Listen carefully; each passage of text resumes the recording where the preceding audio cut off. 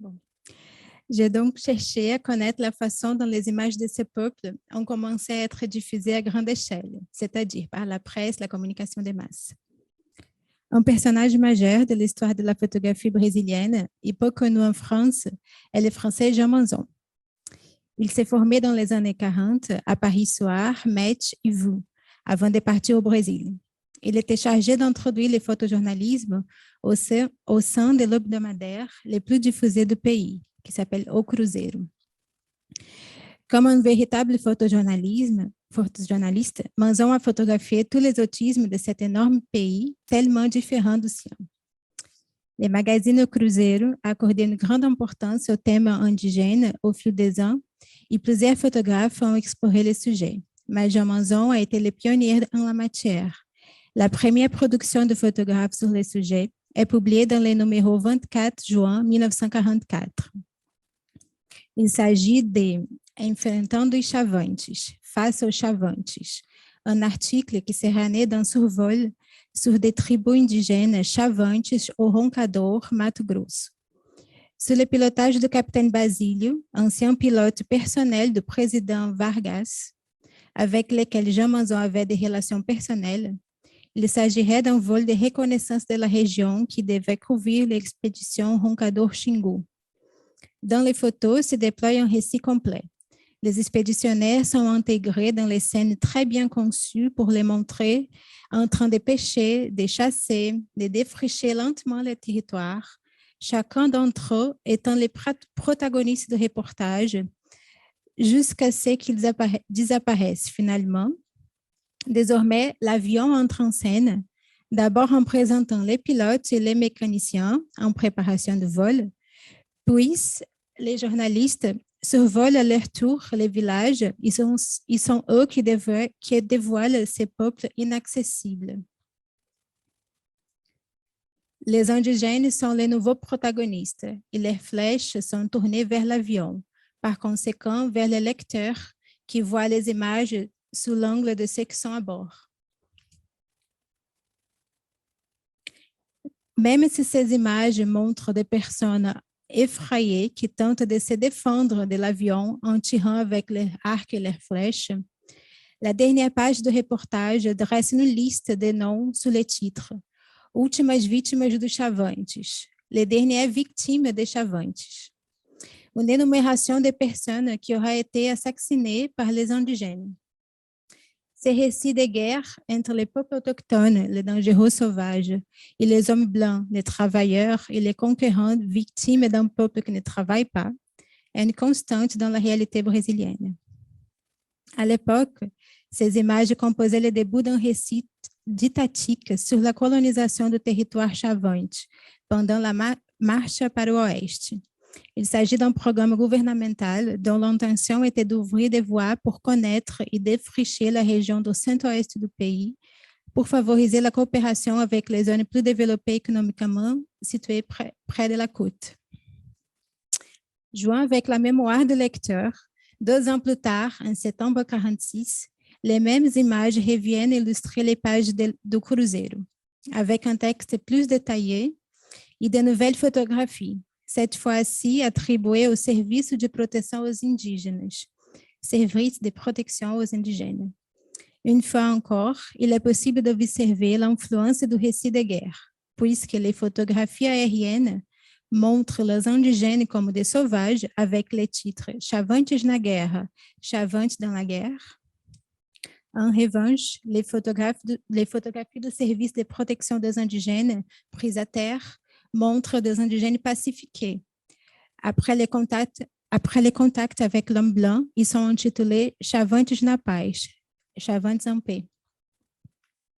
Dans une série de reportages photographiques, les indigènes d'abord se protègent de l'avion, puis ils dialoguent avec les Blancs dans l'émission et ensuite, pacifiés, collaborent au processus de civilisation.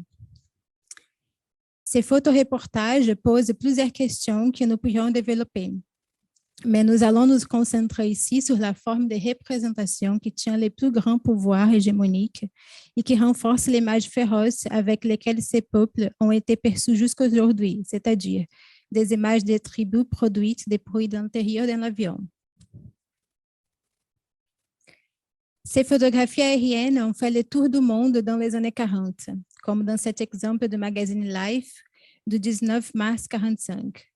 C'était le moment où la modernité, tant dans la photographie que dans la société, est revendiquée en Occident.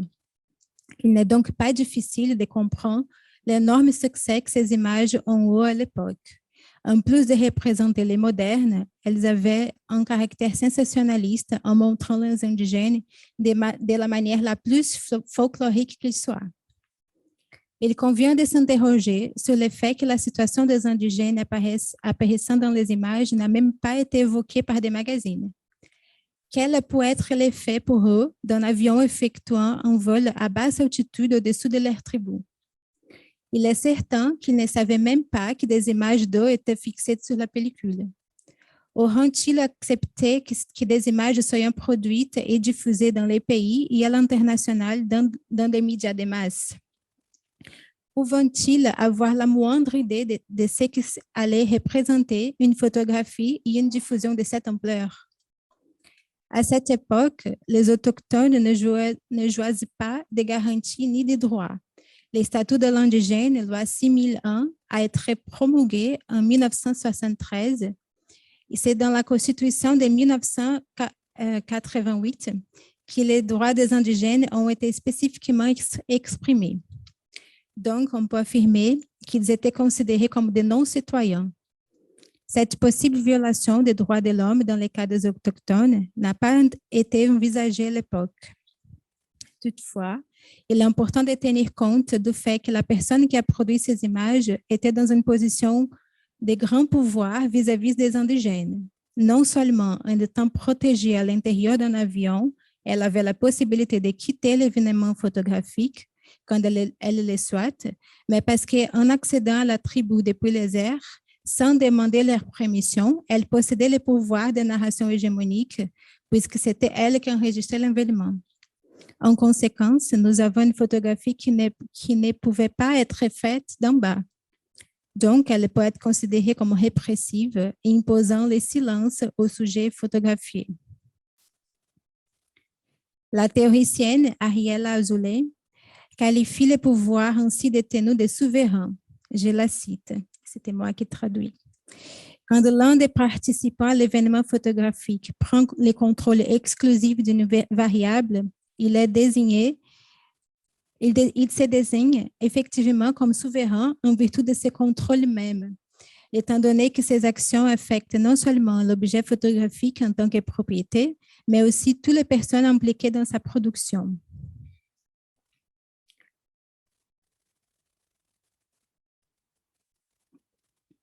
David Kopenawa, un chaman Yanomami, né en 1956, raconte à Bruce Albert, dans le livre La chute du ciel, comme sa tribu a réagi aux avions qui les ont survolés pour prendre des photos aériennes pour la Commission brasileira de marcadora de limites, Commission de frontières do Brésil.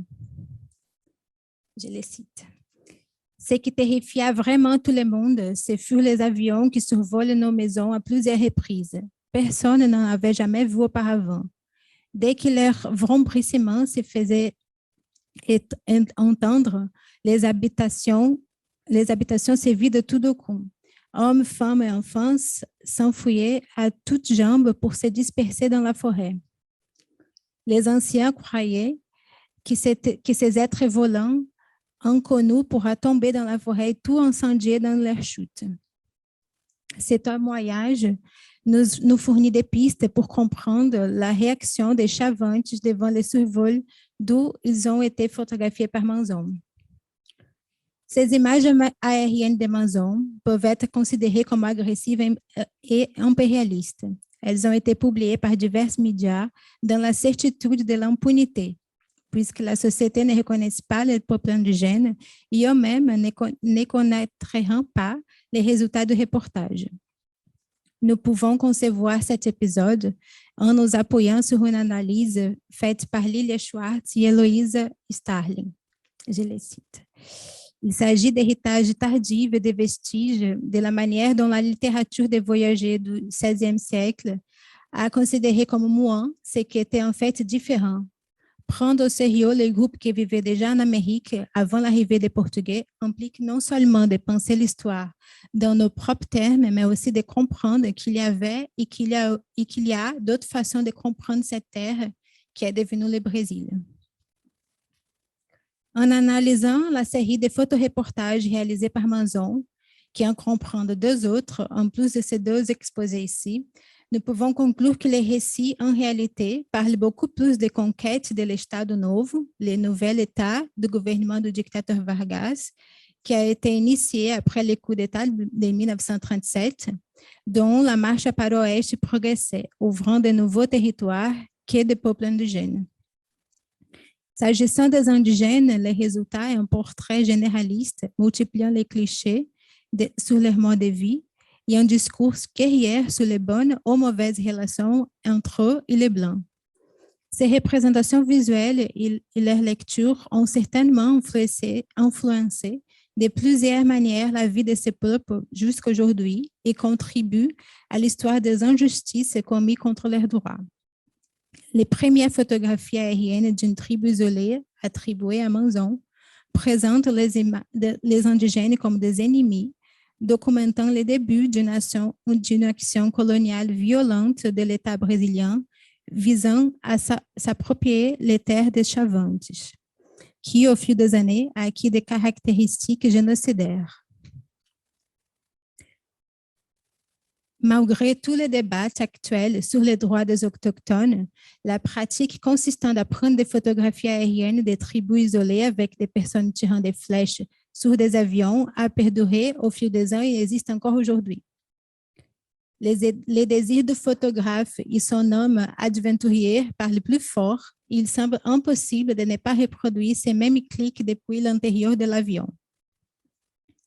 En 2008, le photographe brésilien Gleilson Miranda a produit une série de prises de vue aériennes d'une tribu isolée dans le nord de l'Amazonie, que l'on peut considérer comme une version angulaire des photos de Manzon. Sur les photos, nous voyons les indigènes terrifiés. Certains se cachent et d'autres essayent de se protéger de l'avion.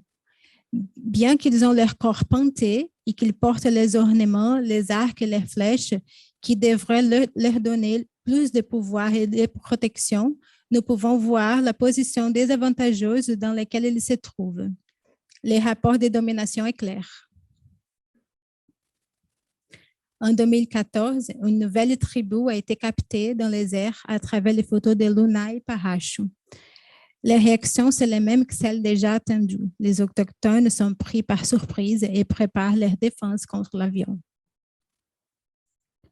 De même, en 2016, Ricardo Stuckert a réalisé de nouvelles photos du même groupe, photographiées par Gleilson Miranda, qui avait changé d'emplacement. Même s'ils ont changé de lieu, ils restent isolés, ces peuples n'échappent pas au traditionnel cliché aérien. Je n'évoquerai même pas les photographies satellites, car elles ne sont pas perceptibles par les indigènes et ne sont donc pas réellement comparables à la démarche adoptée par Manzon. Les cas abordés ici concernent des photographies aériennes qui ont des auteurs, qui donnent leur signature à les photographies, c'est-à-dire qui font le choix de cliquer ou non. Et s'il existe une éthique et des lois qui empêchent de photographier la privacité de quelqu'un, sans son autorisation et encore moins à divulguer ces images au risque de violer la vie privée d'autres personnes, cette pensée n'est pas appliquée dans les cas des populations autochtones. Même si nous parlons de photographies aériennes prises dans l'espace public dans les cas d'une forêt est l'espace privé des populations indigènes. Tout comme dans les années 40, ces images produites récemment bénéficient d'une grande attention publique.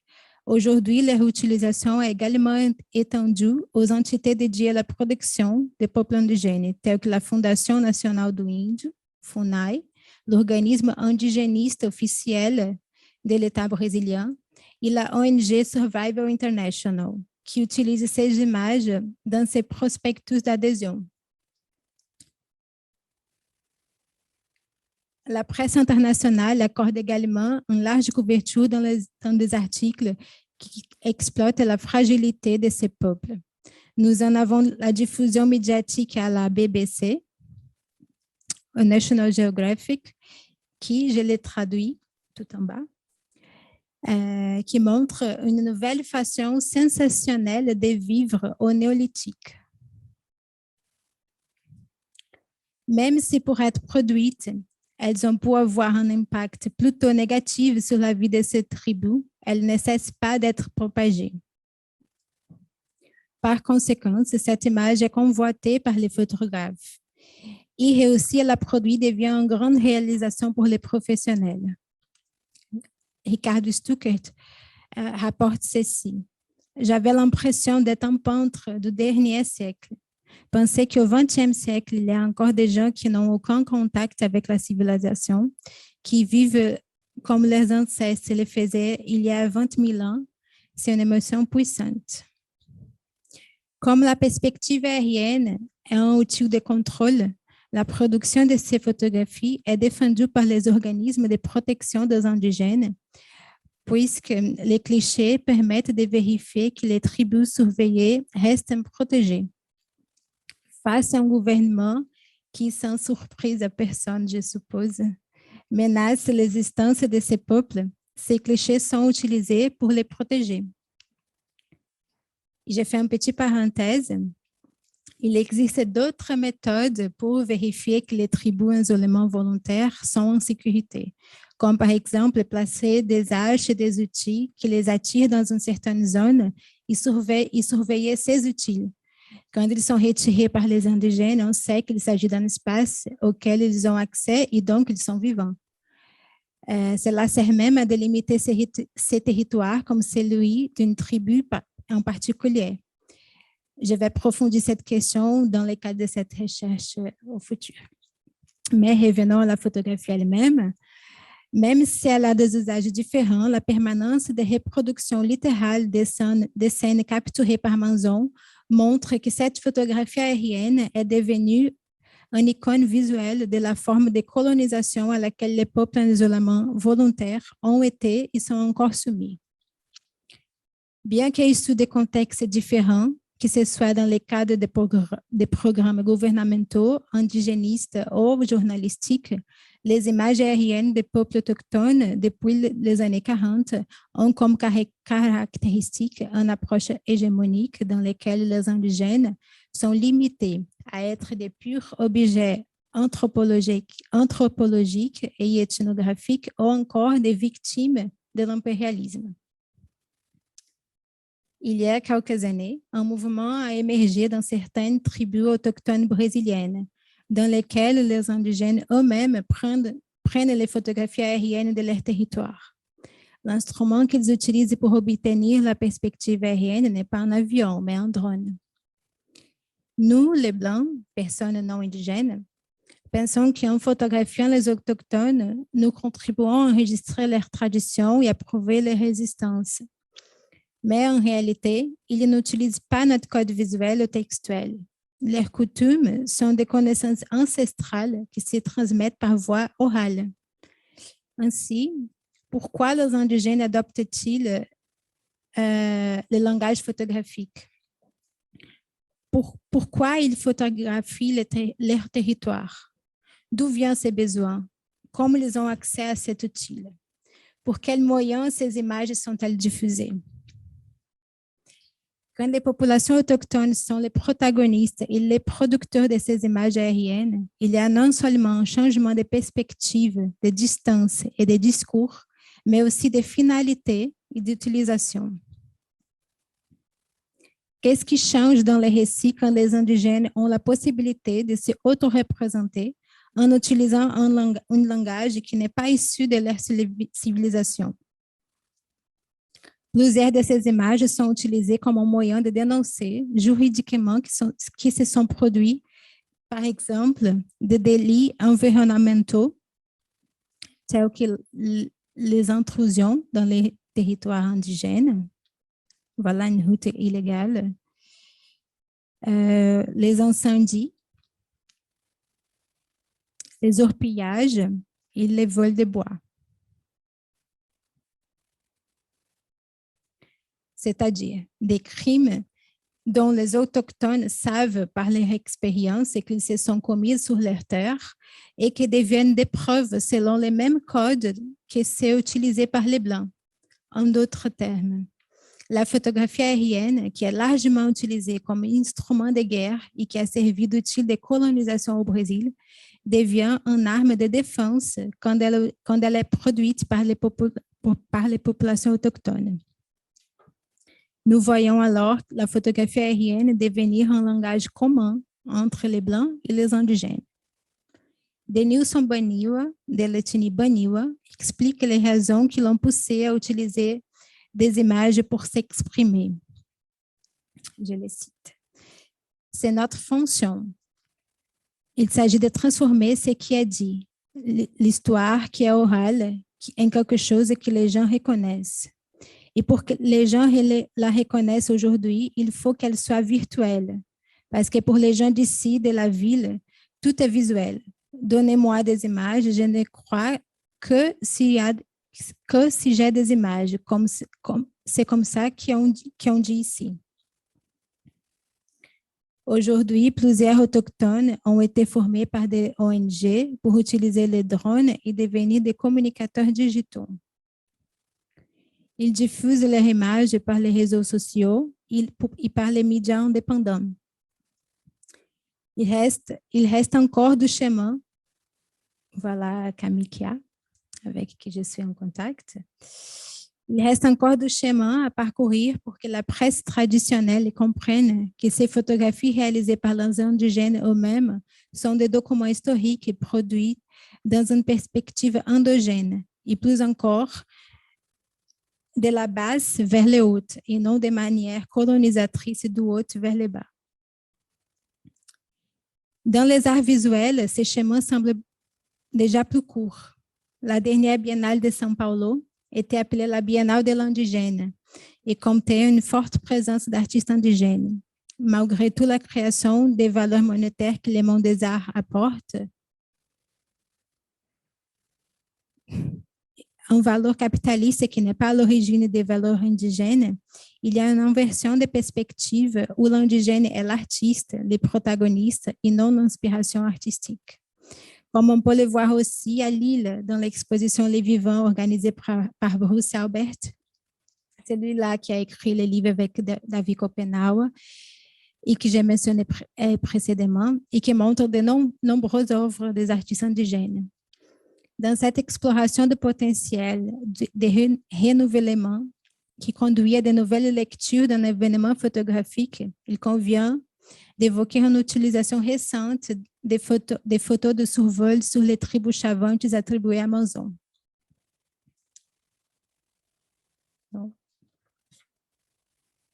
Qu'est-ce que j'ai fait? Ah non.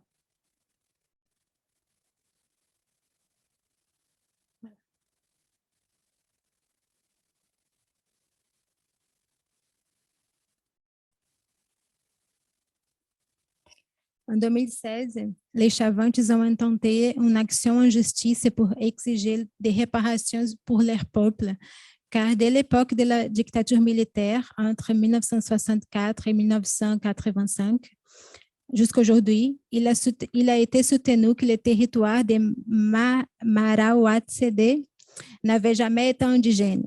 C'est alors que les photographies aériennes sont devenues des preuves et ont pu servir de base à la reconstitution du territoire ancestral des Chavantes. Grâce à l'observation rétrospective des images ainsi qu'à la collaboration sur place des guerriers indigènes qui ont la connaissance du territoire et peuvent prouver que cette terre était habitée par les ancêtres, il a été possible de reconnaître les vestiges d'anciens villages. Dans un article publié en avril 2021 dans le magazine Zoom, numéro 20, l'architecte Paulo Tavares, qui a collaboré avec la Forensic Architecture, décrit comment, à l'aide d'outils numériques d'analyse d'images et de modélisation spatiale, les images de Manzon ont été utilisées pour reconstituer l'architecture des villages chavantes.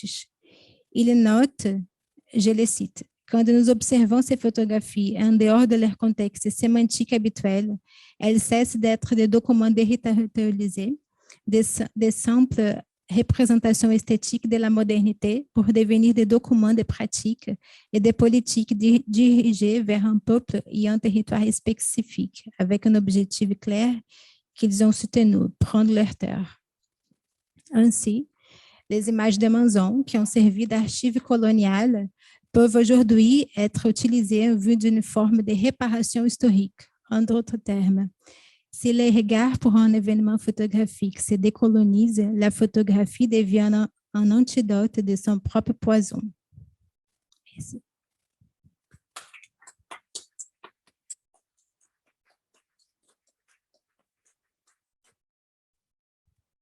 Merci beaucoup, Marcella. Nous allons maintenant, comme on l'a fait depuis un petit moment, enchaîner avec la prochaine présentation. On réserve nos questions pour tout à l'heure. Bienvenue. Alors, j'ai le plaisir de vous présenter donc, à l'auditoire. Donc, Safa Ben Diba donc, est doctorante en sciences sociales à l'Université Hassan II à Casablanca, où elle se trouve d'ailleurs actuellement. Elle est également réalisatrice documentariste qui fait partie du collectif Archives Bouanani, qui est dédié à la conservation et la restauration numérique, donc d'une archive visuelle et textuelle de cette personne dont on entendra parler tout à l'heure. Quelques instants même. Donc, dans sa recherche, Safa se concentre sur l'archive coloniale et les méthodes artistiques de résistance, plus particulièrement sur la mémoire du Maroc des années 60 et 70 à travers le film documentaire marocain. Alors, la parole est à vous. Merci infiniment. D'abord, je vous remercie et je remercie l'Institut pour la photographie d'avoir organisé ces journées d'études que j'ai pu suivre de loin via le YouTube, bien sûr. Et permettez-moi de vous présenter une communication intitulée « La réappropriation de la photographie coloniale ». Comme document de résistance dans Mémoire 14 d'Ahmed Bouanani. Donc, Mémoire 14, c'est un documentaire de montage. C'est un film documentaire de montage réalisé lors des années 70. Et Ahmed Bouanani, c'est un réalisateur, écrivain marocain qui fait partie des pionniers du film documentaire au Maroc. Il a étudié à l'IDEC, l'Institut des hautes études cinématographiques à Paris. Et après son retour au Maroc, il était considéré comme un communiste et était interdit à la réalisation pour une longue période. En fait, il a subi la censure, lui et plusieurs d'autres réalisateurs de sa génération. Donc, pour le sanctionner ultérieurement, le directeur du Centre cinématographique marocain l'a envoyé au département des archives. Et c'est là où Bouanani va découvrir les documents qu'il a utilisés pour réaliser son film Mémoire 14. Il s'agit vraiment d'une collecte d'images prises par des photographes coloniaux français et des documents témoignant la chronologie de quelques événements historiques pendant la période coloniale au Maroc. Ensuite, il a réalisé 2 courts-métrages. L'un, c'est Mémoire 14, l'autre, c'est 6 et 12, sur la ville de Casablanca de 6 heures du matin à midi. Concernant Mémoire 14, donc, comme j'ai déjà dit, que c'est un film de montage composé d'images d'archives que le réalisateur a découvert au CCM, c'est le Centre cinématographique marocain qui est à Rabat, en association avec des images tournées par lui-même dans la ville de Chaouen au nord du Maroc. Le film a beaucoup souffert de la censure appliquée par le Centre cinématographique marocain, mais dans sa première version qui est disparue et qu'on ne peut pas trouver nulle part, le film faisait 1h30, alors que la version actuelle, elle est de 21 minutes. Le réalisateur, comme il a prononcé, il a dit qu'il a employé toutes les armes du montage pour échapper à cette censure. Donc, sa réappropriation et recontextualisation de la photographie coloniale lui a permis de raconter l'histoire de plus de 40 ans de colonialisme au Maroc, entre 1912 et 1956, et de revendiquer son droit à la liberté d'expression et aux réalisations artistiques, en détournant la position initiale de l'image coloniale à travers le montage de Mémoire 14. Le réalisateur a pu résister face à la répression et initier l'utilisation d'archives dans le documentaire marocain. Je vais citer un paragraphe qu'il a écrit dans son livre La Septième Porte, qui vient d'apparaître. Après sa mort, bien sûr, il s'agit d'un livre qui a été réédité par sa fille Tuda Bouanani et quelques-uns de ses amis qui ont pris le relais pour reconstituer l'archive de son père et qui ont trouvé le livre La Septième Porte qui était vraiment dans les... parce qu'il s'agit vraiment d'un archive délaissé. Il y avait un appartement à Rabat, là où il habitait, là où le réalisateur habitait, mais il y avait un incendie en 2006 de l'appartement et cela a causé la destruction de beaucoup d'archives. Mais la fille de Bouanani, Tuda, a pu sauver quelques documents, quelques photographies, quelques scénarios, donc une grande partie de l'archive de son père.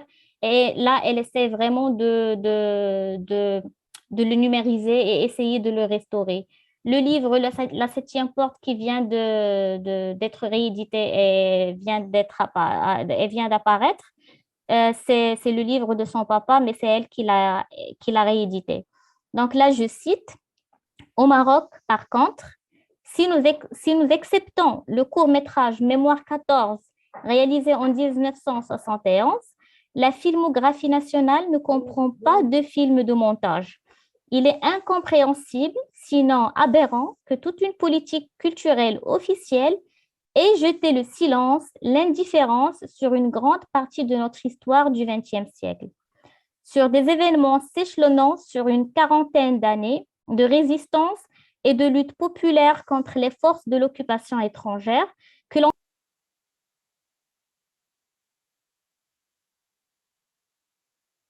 a d'être frappé par l'absence quasi totale de témoignages filmés antérieurs à l'indépendance. Qu'est-ce à dire? La naissance du Maroc cinématographique semble être irrémédiablement 1956.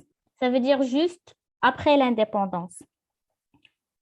Dans le film Mémoire 14, l'utilisation de la photographie est accompagnée de bruitage sonore, de recadrage, et elle est montée avec d'autres images. Donc, l'interprétation et l'analyse de la photographie se fait en fonction de sa position au montage et du son accompagnateur, mais aussi du contexte de réalisation. Donc là, je ne sais pas si je peux partager mon écran avec vous pour vous montrer des extraits de films. Je vais commencer le partage. Pardon.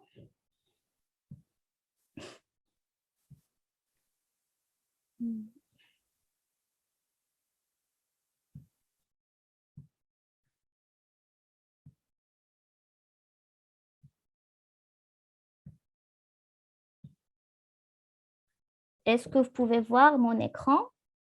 J'espère que oui. Alors, je vais lancer juste une petite minute du début du film. Heureux celui dont la mémoire repose en paix.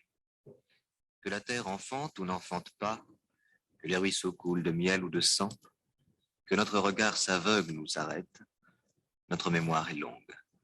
Puisse-t-elle retrouver la cadence de nos 20 ans? Qui rançonnera cette légende de pacotille où des jeunes filles perdaient leur chevelure dans les fontaines magiques? Qui rançonnera les matins légendaires où le ciel s'ouvrait par le ventre sur des cavaliers blancs?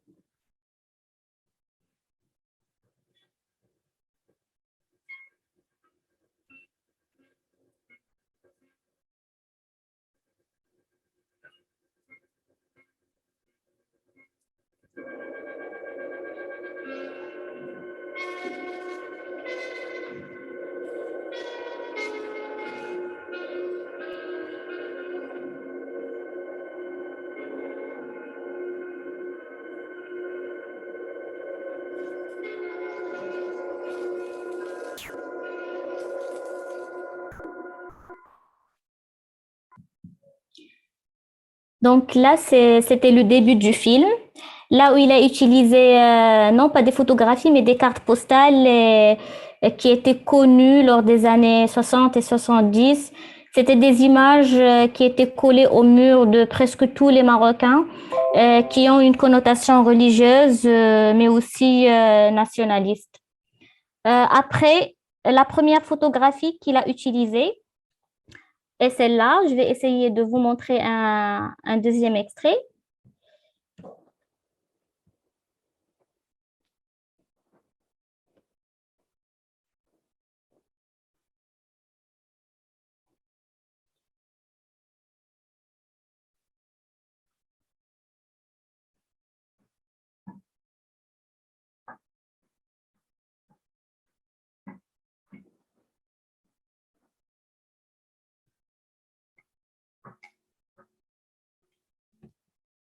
Donc là, il s'agit d'une photographie de Bouhmara, ou comme on l'appelle, son vrai nom, c'est Jilali Bendris Zerhouni El Yousfi. C'est un nationaliste, mais il était, ou plutôt c'est un rébellion qui était contre le sultan et qui a été exécuté en plein public en 1909. Donc, c'est une image qui n'a pas été censurée. Parce qu'il s'agit vraiment d'une image qui a été prise par des photographes français, mais c'était bien avant le débarquement officiel du colonialisme au Maroc. Donc, il s'agit d'un homme politique qui était contre le sultan. Et l'utilisation d'une telle photo dans Mémoire 14 renvoie ici à l'oppression, à l'enfermement, puisqu'on voit la cage, mais aussi au concept de Bled Siba. En arabe, ça c'est Bled Siba. En français, on dit que c'est le pays de l'anarchie, qui exprime vraiment l'anarchie, et à celui de Bled Lemkhzen, ça c'est aussi en arabe, qui exprime l'autorité de l'État.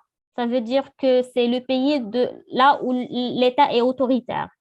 Donc, ce sont des termes utilisés avant l'ère du protectorat. La résistance populaire face au régime intérieur, face au sultan, existait bel et bien avant la résistance et le combat face au colonialisme. Parce que si on peut voir que Ahmed Bouanani, le réalisateur, vraiment, il a utilisé le montage, il a monté son film en essayant de suivre une chronologie bien précise du début, avant le protectorat, après le protectorat, le temps où on a commencé à appeler le protectorat en tant que colonialisme au Maroc, et juste après l'indépendance. Donc là, la photographie de Bouhmara a été utilisée selon deux cadres, ou bien échelle de plan.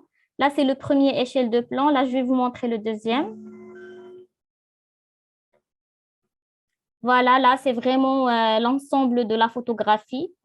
Là, on va remarquer par la suite que Ahmed Bouanani a vraiment essayé de recadrer les photographies utilisées pour nous montrer parfois des détails qui peuvent échapper à celui qui les regarde.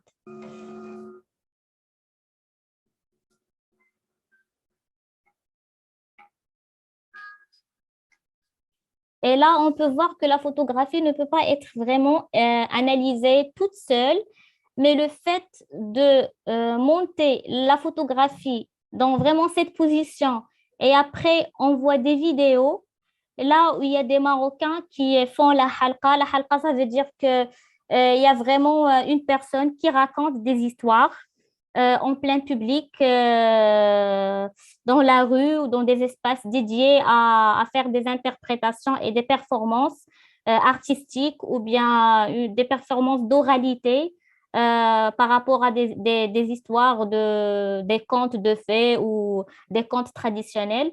Donc là, on remarque vraiment que la photographie était bien avant cette scène. Ça veut dire que c'est une histoire qui a été racontée et qui a été transmise d'une génération à une autre.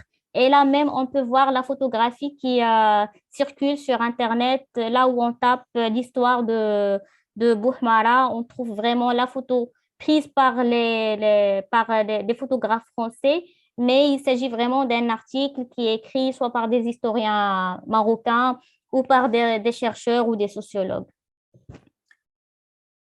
Pour la deuxième photographie, là, je vais vous montrer d'autres extraits. Alors là, juste pour vous montrer que c'est à partir de la dixième minute qu'on voit 1912. Et c'est la date officielle du commencement du protectorat français au Maroc. Donc là, on comprend vraiment qu'avant, les images montrées avant, c'était l'ère avant le protectorat. Et c'est à partir de là qu'on va voir d'autres images et d'autres photographies qui vont vraiment nous orienter vers un autre combat. Au début, c'était un combat intérieur contre le régime intérieur, contre le sultan. Mais après, ça va devenir un combat face au colonialisme.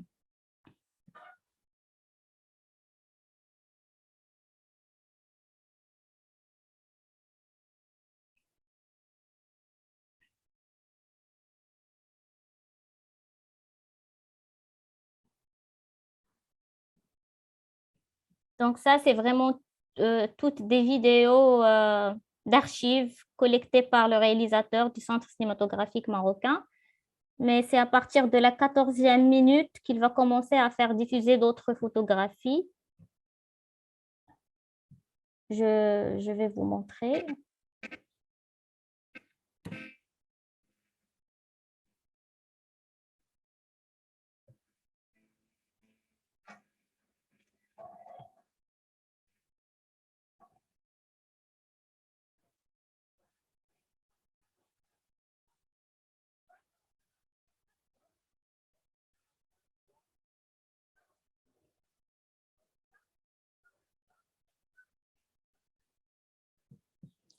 Alors ça, c'est la photographie en entier.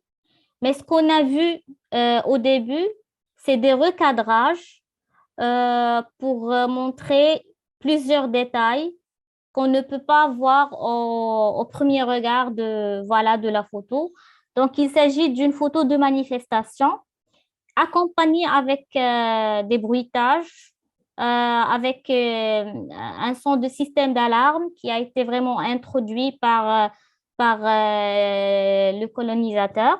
Donc, ici, Bouenani a recadré une seule photo pour mettre en valeur des détails qui auraient pu se perdre et échapper aux spectateurs.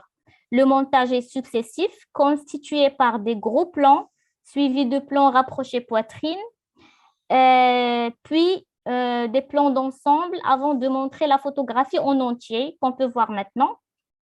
Il s'agit de manifestations d'un groupe de Marocains. Les images sont accompagnées d'un bruitage, de cris et d'alarmes ou bien de sirènes retentissant pour avertir l'état d'urgence. La succession d'images fixes peut donner une impression de panique et de violence. Ces images fixes sont suivies d'une succession de plans en mouvement, de manifestations montrant des personnes qui courent dans tous les sens avec le bruitage qui continue, avec le bruitage de la sirène d'urgence et de cris qui continuent. Et c'est ce qu'on va voir maintenant.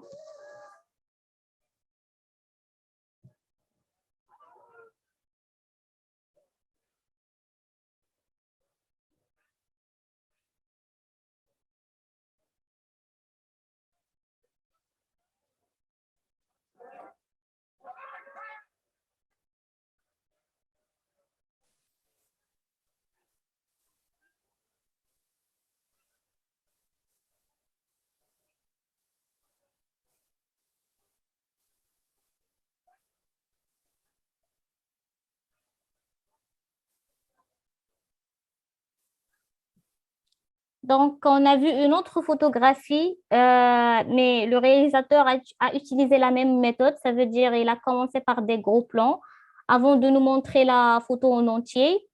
Et c'est toujours accompagné de bruitage, de sirènes, de systèmes d'alarme, mais aussi de cris. Est-ce que vous m'entendez, Safa? Nous, oui. on n'entend pas le bruitage avec les images. Je ne sais pas s'il y a une opération à faire de votre côté pour que le son... Ah, d'accord. Je croyais que vous pouvez entendre le son. Je vais essayer de Attendez. Bien, c'est bien, on entend. Là, vous pouvez entendre? Tout à fait. Ok, super. Donc, je vais vous remontrer juste la partie où il y a vraiment des cris et des bruits de sirène, là.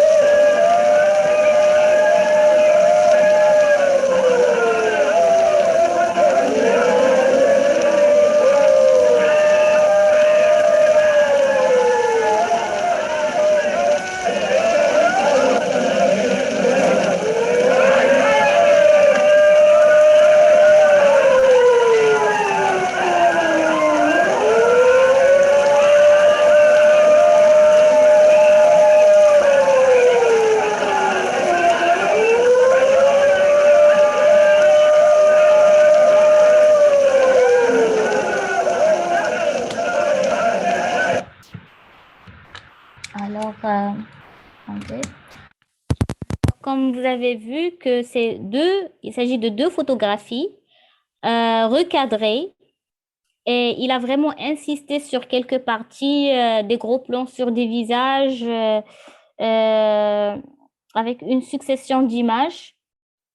Mais aussi, donc là, il y a vraiment une répétition de cadre, de cadrage, une répétition de... Là, je me perds un peu. Oui, là, il y a vraiment une répétition de zoom in et de zoom out sur la photographie afin de bien la recadrer.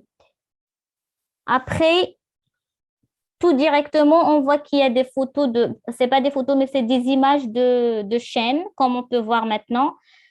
Et Ahmed Bouhnani, il est connu par sa force en montage vidéo. Ça veut dire que à chaque fois qu'il y a une image qu'on peut voir, l'image qui suit explique la précédente. Donc, il essaie vraiment de nous expliquer cinématographiquement tout ce que la photographie a voulu dire ou bien ce que lui a voulu dire à travers la photographie mise dans cette position, avec ce bruitage et selon le contexte qu'il a voulu expliquer. Là, je vais vous montrer les dernières photographies qu'il a montrées. C'est une succession de photos. J'espère que ça va marcher pour le...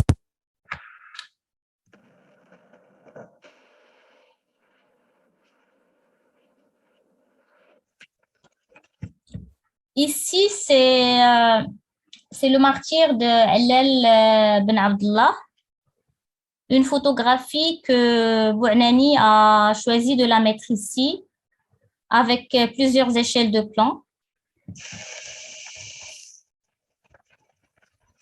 Ah, on n'entend pas le son, hein. C'est normal, est-ce qu'il y en a ou... Ici, il n'y a pas de musique, c'est juste des photos silencieuses. D'accord. Oui.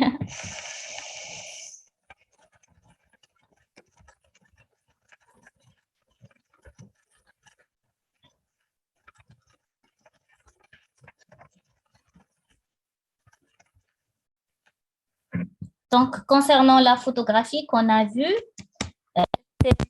elle exprime le martyre de Allel Ben Abdullah, qui a tenté d'assassiner l'ancien sultan du Maroc, Mohamed Ben Arafat, le 11 septembre 1953. Et le cadrage qui montre la roue d'une voiture et une parade de la garde royale, donc est susceptible d'évoquer cette scène de martyr. C'est un plan qui divulgue le sacrifice et la résistance juste avant l'indépendance, période pendant laquelle le conflit entre les résistants marocains et les représentants du colonialisme s'était accentué. Ainsi, cette photographie peut constituer un autre marqueur chronologique de l'histoire racontée dans le documentaire. Ça veut dire que Ahmed Bouanani, à chaque fois qu'il montre une photographie dont on connaît la date, on connaît vraiment un événement dont on connaît la date, et cela veut dire que c'est un marqueur chronologique qui nous explique que là, on est vraiment en train d'expliquer la période de l'année 1953, là où il y avait vraiment un conflit très intéressant entre les nationalistes et les représentants du colonialisme. Et c'est pour cela que juste après la photographie du martyr de Allal Ben Abdullah, on peut voir cette photographie avec des Marocains avec les mains en haut. On va voir ça maintenant.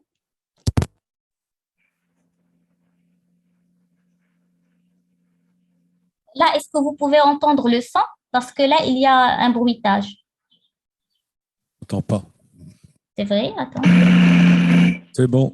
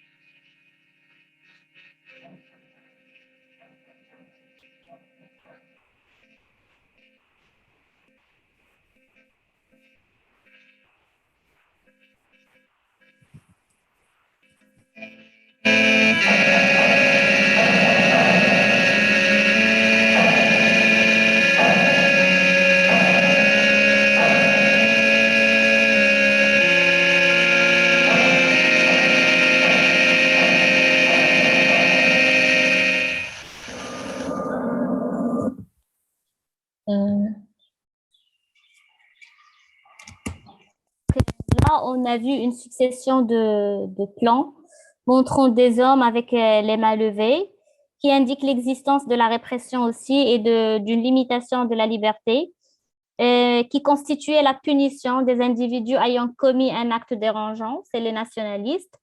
Et ces images sont suivies de plans illustrant le contrôle de la détention. On peut voir des soldats qui sont marocains mais travaillant pour l'armée française, qui fouillaient des Marocains civils, qui lèvent les mains en l'air. Ça veut dire que la tension était à son comble juste avant l'indépendance. Parce que juste après cette succession de photographies, on arrive vers la fin du documentaire, là où on peut voir de gros plans sur des mains qu'on va voir maintenant parce que ça, c'est la chute du film, ça, c'est la fin du film. Et Bouanani a essayé c'est pas de l'archive, mais c'est lui qui a filmé ces vidéos. Ça fait partie de la matière créée par lui-même et non pas juste collectée de l'archive du Centre cinématographique marocain.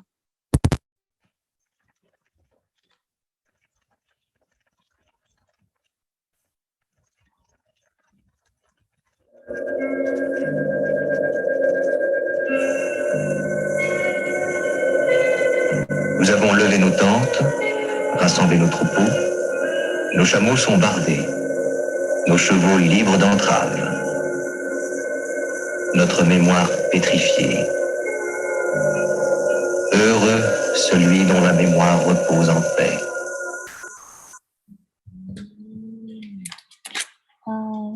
Donc voilà, ça c'était... je n'arrive pas à trouver. C'est la fin du film sur des gros plans sur des mains. Donc le film se clôt sur une succession de gros plans, juste après avoir montré une succession de photographies de soldats et de manifestations, de Marocains avec des mains en l'air, qui montrent vraiment le conflit et la tension qui était juste avant l'indépendance. Donc, le symbole de la main peut susciter plusieurs lectures. Ici, les 5 doigts sont symboliquement les capteurs du mauvais œil dans la tradition marocaine. Le nombre 5 aussi peut aussi renvoyer à l'étoile pentagonale du drapeau marocain.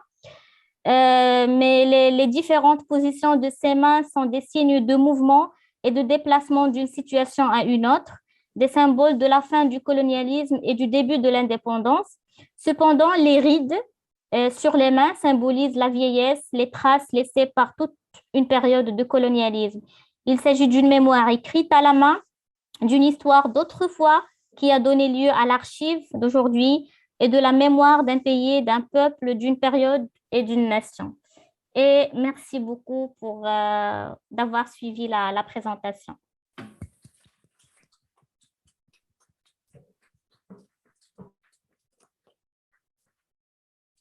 Merci beaucoup, Safa. Ne bougez pas. Je vais inviter Marcella à se rejoindre à nous et nous allons lancer une période de discussion.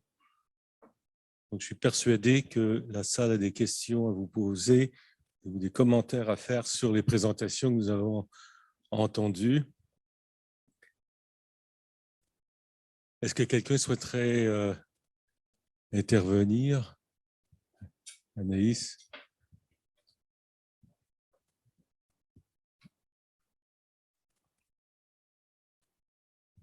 Merci. Moi, j'ai une question pour Safa. Bonjour. Alors, j'ai cru comprendre que pour le martyr de 53, c'était une image qui était reconnaissable. Je voulais savoir si les autres événements montrés dans le film sont des événements qui sont inscrits dans la mémoire marocaine et donc qui sont reconnaissables pour, voilà, à l'époque, en tous les cas, est-ce que les gens qui pouvaient regarder le film pouvaient savoir à quels événements faisaient référence les images? Bonjour, merci pour la question. En fait, pour moi, je n'ai pas pu tout reconnaître. J'avais besoin de faire une recherche. Mais à chaque fois que je montre le film à des Marocains ayant vécu l'ère des années 60 et 70, c'est des images reconnues par tout le monde. Ils reconnaissent vraiment le martyr de Ben Abdallah. En fait, même à nos jours, c'est des images qui circulent sur Internet et qu'on peut voir facilement liées à des articles écrits soit par des historiens ou des sociologues et même par des historiens étrangers, non pas que des historiens marocains.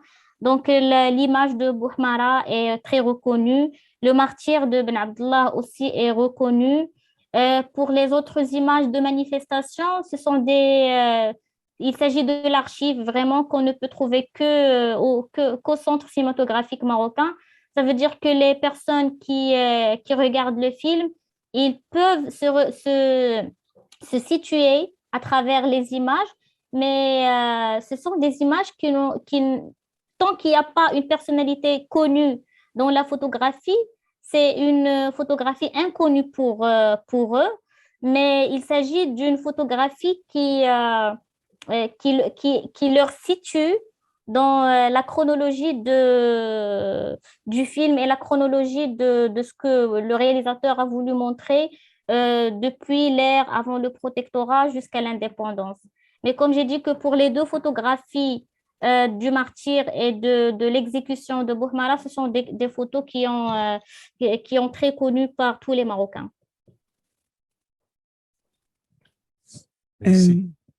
Ouais, j'allais poser aussi, déjà, merci pour vos deux présentations qui, à leur manière, quoique très différentes, résonnaient. Et j'ai trouvé que c'était, voilà, sur les questions de contre-visualité dont on a parlé un peu hier, ça nous donne aussi d'autres perspectives et notamment, comme en plus, Safa, vous évoquiez aussi l'intermédiaire, en tout cas la formation de Buonanni, c'est ça, je ne me trompe pas, à l'IDEC, je me demandais, et ça résonnait avec les travaux de Gabriel Schumann-Towski sur justement les circulations en fait, transnationales d'étudiants en art, et ça résonnait pour moi aussi avec la question des intermédiaires de cette vision dans la présentation de Marcella sur à quel point est-ce que justement il peut y avoir réappropriation et du coup la question que je me posais aussi, vu que vous avez montré à la fois des images des ONG qui présentent justement des images volées et en même temps d'autres images dont vous dites justement que elles ont été suscitées par aussi des ONG qui ont aussi participé à former certains des autochtones justement à la question de l'image et à son utilisation médiatique. Du coup, je me demandais aussi comment est-ce que, enfin voilà, cette question des intermédiaires en fait, comment est-ce qu'elle a été pensée par ces acteurs et actrices enfin voilà, parce que je pensais notamment aux travaux d'Anna Tsing sur les zones frontières et justement tout le rôle des intermédiaires dans ces zones de tension très fortes.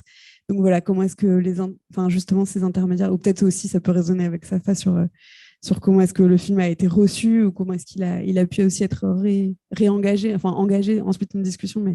Mais la question était d'abord pensée par rapport à votre présentation. Je ne sais pas si c'est clair. Pas complètement. Euh, Les intermédiaires, c'est-à-dire les ONG?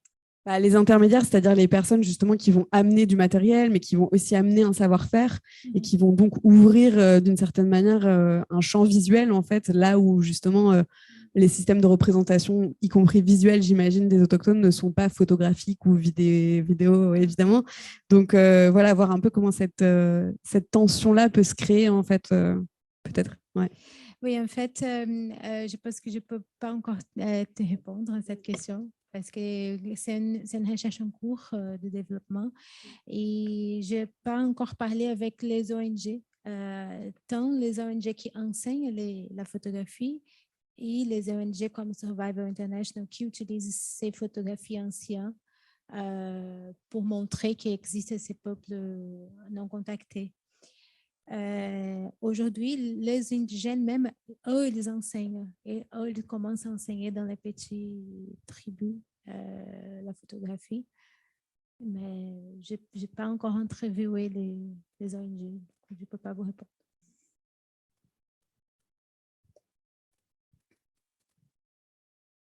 Moi, j'avais deux questions. Je reprends la parole pour Marcella.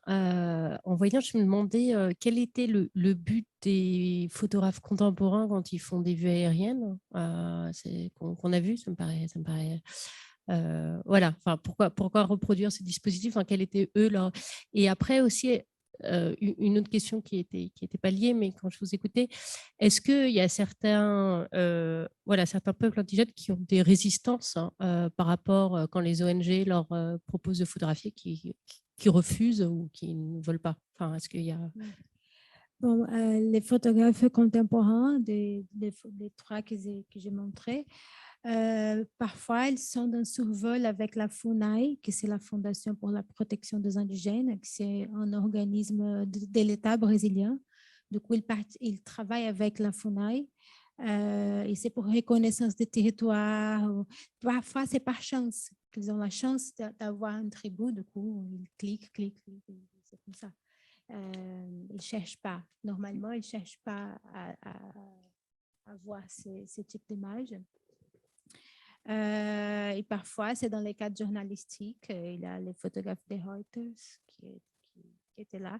Je ne sais pas si c'était par chance ou si c'était dans le cadre d'un reportage spécifique qu'ils savaient plus ou moins où se trouvent des villages, la partie de la forêt, ou si c'est tout des tribus.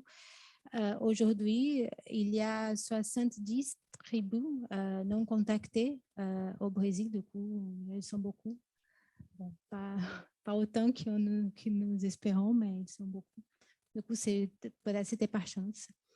Du coup, il y a plusieurs façons, plusieurs manières où ils ont trouvé les moyens de faire ces photos-là.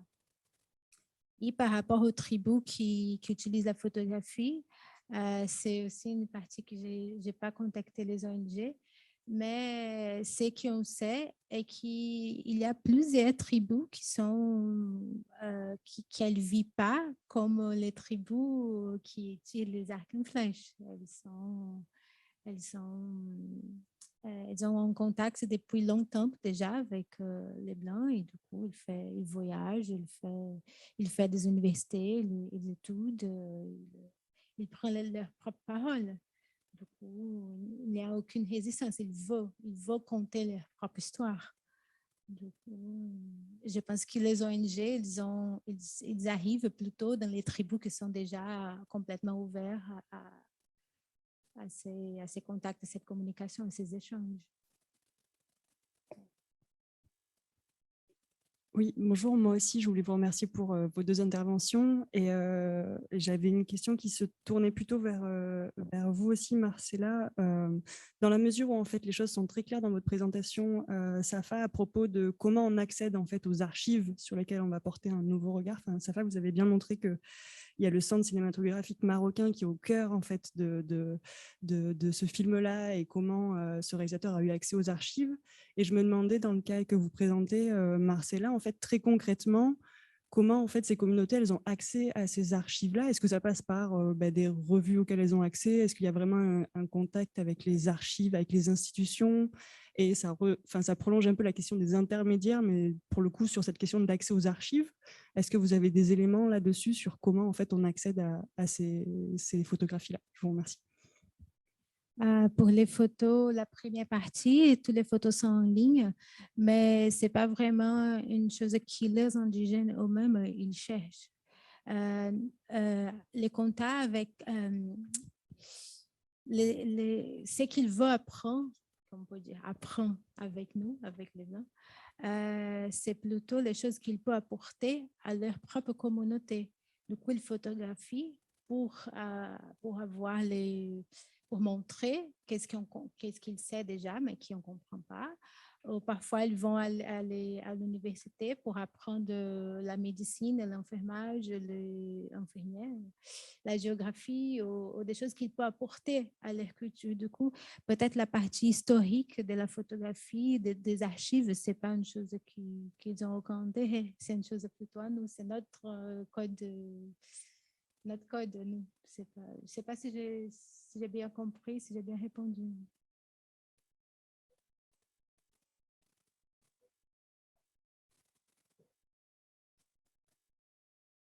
Ah non, ils ne se servent pas de photographie historique. Les derniers cas que j'ai montrés, c'est plutôt ça.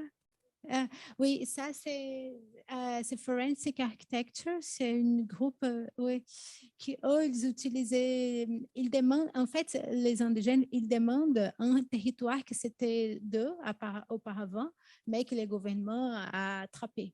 Du coup, ils demandent de revoir ce territoire. Et les Forensic Architecture, ils aident dans cette démarche. Du coup, ils ont trouvé les photos anciennes pour aider à montrer. Mais ce n'est pas une recherche que les indigènes ont fait pour prouver, parce qu'eux, ils savent pour leur connaissance. Ils n'ont pas besoin d'une photo pour dire qu'il avait des ancêtres qui habitaient là. C'est un code à nous, les archives, c'est un code à nous, c'est pas eux. Pour poursuivre peut-être sur la question qu'avait posée Anaïs, je pense que quand même à partir du moment où on embarque un photographe dans un avion, c'est que la photo, elle n'est pas prise par hasard. Enfin, il y a une intention. Donc peut-être qu'effectivement, il n'a pas prévu à quel endroit il allait photographier, mais il a bien prévu de prendre une photo. Et ma question, c'est si l'Institut de protection des tribus indigènes, je ne sais plus quel était le terme exact, définissait des protocoles par rapport à la capture d'images, s'il y avait des textes réglementaires ou des chartes éthiques. Il doit y en avoir. Sans ça, ça voudrait dire qu'il y a une naïveté très grande par rapport à l'acte photographique, une naïveté à laquelle on aurait du mal à croire vu l'histoire justement de la photo dans ses rapports au colonialisme. Oui, en fait, les photos, par exemple, de Stuckert, les dernières que j'ai montrées plusieurs, elle était très polémique à l'époque parce que plusieurs gens ont dit mais on fait pas comme ça parce que ces tribus ils ont choisi d'être isolés, ils ont choisi de pas faire le contact avec nous. Pourquoi on fait ça? Plusieurs gens ont demandé ça à une échelle publique, non? Et la ONG, elle se défend, elle dit qu'elle veut montrer que ces indigènes sont en surveillance. Du coup, ils existent.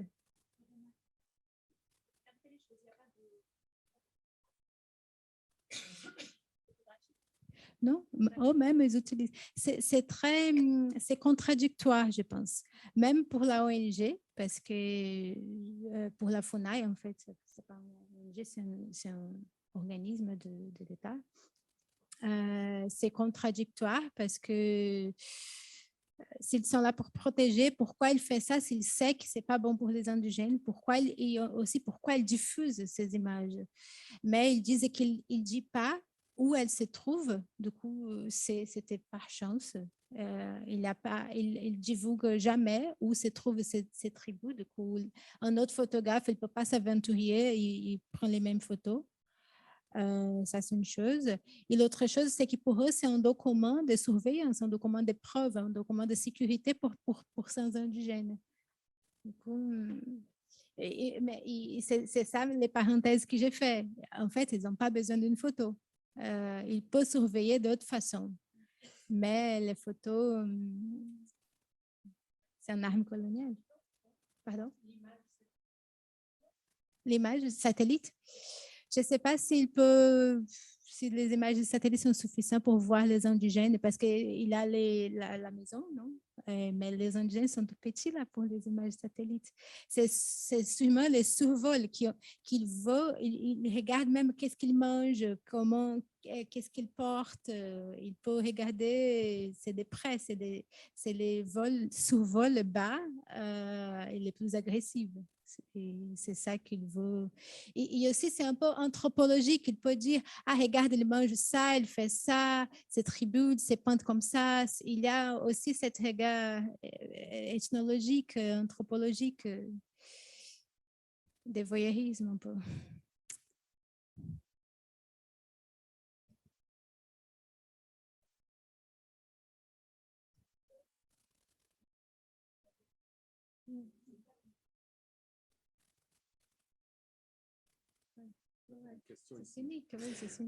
Oui, j'ai une question j'ai deux questions. J'en ai une pour Safa pour commencer.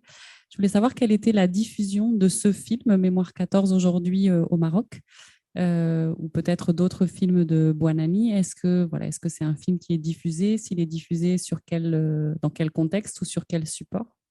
Et est-ce que son travail est globalement circule ou circule très peu? Donc ça, c'est ma première question. Et j'ai une question aussi pour Marcella, pour savoir si ces expositions que l'on dit d'artistes indigènes, donc je ne sais pas si c'est eux-mêmes qui se revendiquent comme artistes indigènes ou si c'est les commissaires qui les désignent comme artistes indigènes, si ce sont uniquement des expositions, donc on va rester sur la photographie de leur lieu de vie, ou si ils font des photographies de beaucoup d'autres sujets qui ne sont pas liés à leur lieu de vie.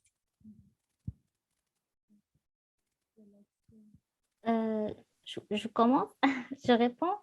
D'accord. Oui. Donc, concernant les films de Bouanani, actuellement, on ne peut les voir qu'à travers les ciné-clubs, dans des projections universitaires ou dans des festivals liés au documentaire, mais aussi dans des résidences d'écriture de documentaires ou des résidences de développement cinématographique de films.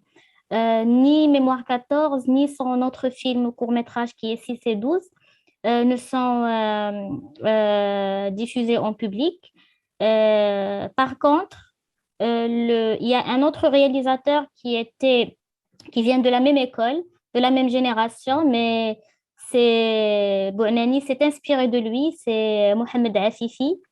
Lui, il a aussi fait 2 courts-métrages documentaires qui sont des documentaires de commande du CCM.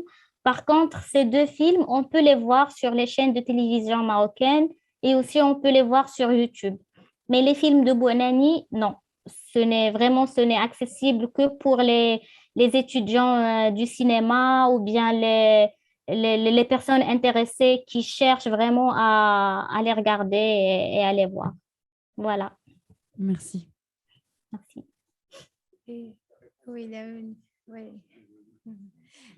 du coup, Denis Sambani, oui, il-même se désigne comme artiste. Il a étudié la communication. Il est artiste, il est présent dans plusieurs expositions en tant qu'artiste. Et c'était quelle autre question? Ah oui, en fait, pour les photographes, ça c'est aussi intéressant parce que pour pour eux, c'est la même chose que les gens qui étudient l'enfermage, c'est ça, infirmière, qu'ils veulent apprendre une chose pour apporter à leur communauté. C'est la même chose avec la photographie.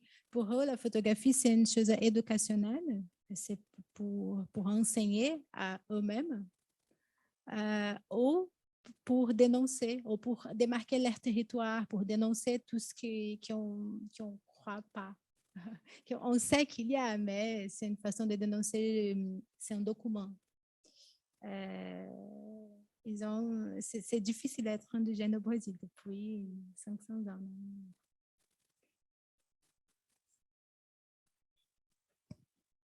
Merci beaucoup pour ces deux présentations passionnantes, pour les questions de la salle également.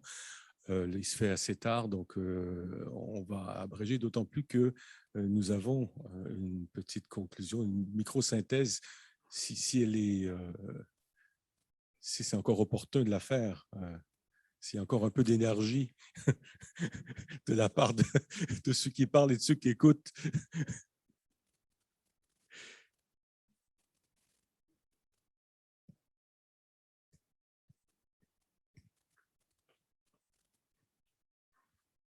Oui, j'ai peur que ce soit quand même un peu une torture pour tout le monde. Donc, on va faire très, très court.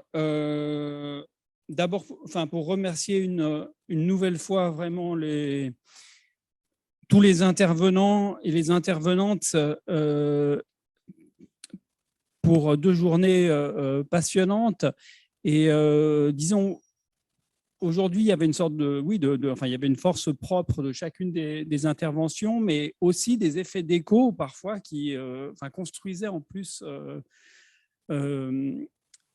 ou suggéraient des questions absolument passionnantes. Alors, j'aimerais juste signaler 3 points, moi, qui m'ont frappé. Donc, j'ai l'impression que hier, on s'est surtout concentré sur la production des images militantes et qu'aujourd'hui, on s'est recentré plutôt sur la question de la diffusion, du réemploi, de la circulation des images. Et il me semble que ce qu'on a bien perçu, c'est à quel point la diffusion des images n'est pas simplement un canal neutre d'un geste militant qui serait préexistant, mais que c'est vraiment un agent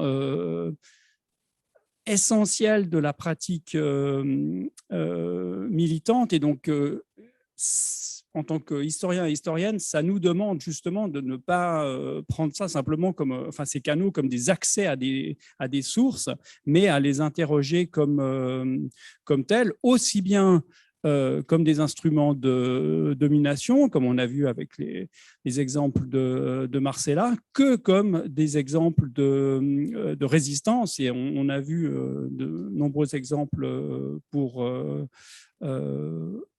cela. Une autre question qui est apparue et que j'ai trouvé très intéressante, c'est la question de l'auteur et de la question de, disons, une sorte de balancement entre l'individuel et le collectif, avec même des exemples, on l'a vu ce matin, d'affirmation du collectif avec un crédit collectif, mais en même temps, je pense à photos de femmes, et en même temps une affirmation d'une forme de subjectivité individuelle dans l'esthétique même des images données comme collectives. Et je pense que là, il y a vraiment quelque chose de très, très intéressant.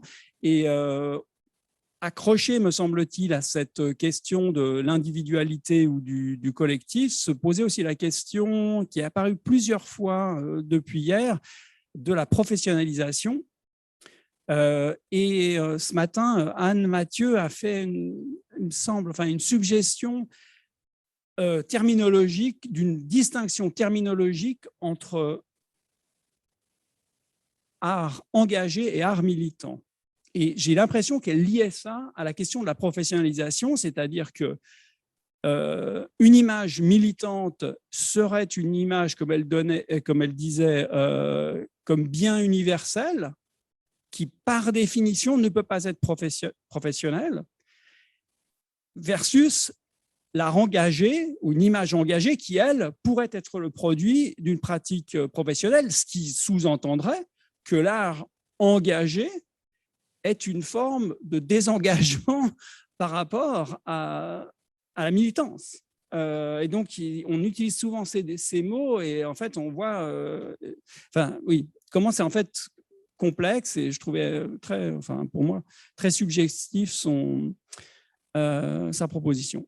Alors, ensuite, autre chose, je pense, qui a vraiment marqué les 2 jours, et Christian l'a déjà pointé hier, c'est l'idée d'une production d'images militantes fondée sur une méfiance vis-à-vis d'autres images. On produit des images contre d'autres images. On peut refuser de produire des images, c'est ce qu'on a vu encore une fois avec une des positions présentées par Vera et Angèle, et donc là aussi je me disais que c'est intéressant en fait, ne pas avoir d'image ou ne pas produire d'image peut être un geste militant extrêmement fort, et donc il faut nous s'interroger sur l'absence d'image. C'est pas qu'il n'y a rien, c'est qu'il y a peut-être le summum de la résistance. Ou bien on peut produire de nouvelles images contre ces mauvaises images, ou, comme on l'a vu avec Mathieu, on peut produire des images en montrant qu'on refuse des images. Et puis alors là, ça devient vraiment vertigineux quand on voit l'État qui supprime une image pour éviter une destruction d'image qui produirait une contre-image. On voit ce lien tellement fort et tellement complexe entre refus et affirmation. Et puis même chose évidemment avec le réemploi d'images, et là l'exemple de Safa, c'est vraiment très très parlant, quelqu'un dont on voulait lui interdire la production d'images, on l'envoie crépir aux archives, et c'est là qu'il trouve de quoi produire ces contre-images à partir des images directement liées à la domination. Voilà, donc j'arrête là, mais encore une fois, un grand merci, c'était vraiment passionnant.